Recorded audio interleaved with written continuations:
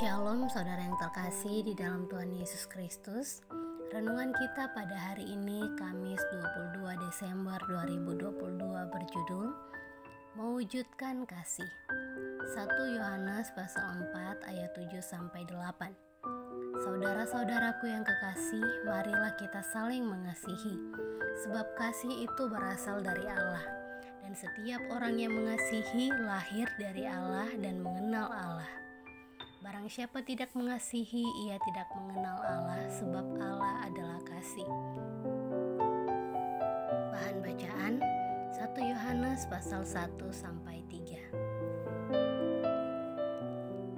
Bagaimanakah cara hidup orang Kristen yang benar dan yang berkenan kepada Tuhan? Jawabnya adalah dengan melaksanakan perintah Allah dalam Alkitab. Pertanyaan selanjutnya adalah, apa perintah Tuhan dalam hidup kita? Rasul Yohanes menjawabnya, mewujudkan kasih dalam hidup kita. Dan apakah kasih itu? Kasih itu adalah hidup menuruti perintah Tuhan. Tuhan Yesus mengajarkan dan meneladankan tentang kasih. Inilah pengajaran terbesar dan terbaik sepanjang masa, serta gaya hidup paling cocok dalam segala zaman. Menjadi pengajaran terbesar dan terbaik karena kasih yang diajarkan dan diteladankan Kristus melampaui kasih yang diajarkan dan dipraktikkan oleh siapapun dan di zaman manapun. Yang paling istimewa lagi dari pengajaran kasih Tuhan Yesus adalah musuh pun harus dikasihi dengan segenap hati dan dalam ketulusan.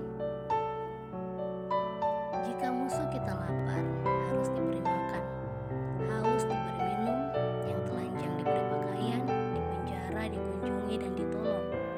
Bahkan dalam kasih Kristus kita diajarkan juga harus siap melayani sesama dan berkorban bagi mereka. Kita harus melakukan semuanya itu seperti kita melakukannya untuk Tuhan dan kepada diri kita sendiri. Itulah kasih yang sejati, yakni kasih Kristus. Inilah yang dimaksudkan oleh Rasul Yohanes tentang perintah Tuhan itu. Menuruti firman Tuhan itu berarti mewujudkan kasih. Mempraktikkan kasih dalam hidup kita berarti kita telah melakukan firman Tuhan.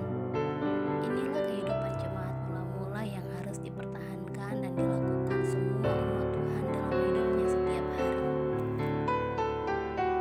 Kasih merupakan inti dan kata kunci pengajaran Yesus. Jika kita melakukan dan mewujudkan kasih dalam setiap jejak langkah hidup kita dengan baik dan benar, berarti kita telah melaksanakan perintah Tuhan secara utuh.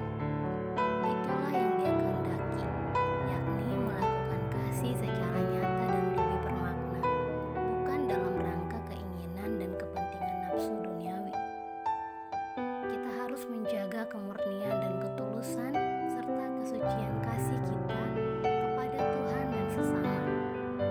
Jangan sampai terkontaminasi oleh kepentingan dan keinginan dunia, sebab keinginan dunia menyesatkan dan membawa kita dalam praktik hidup jahat.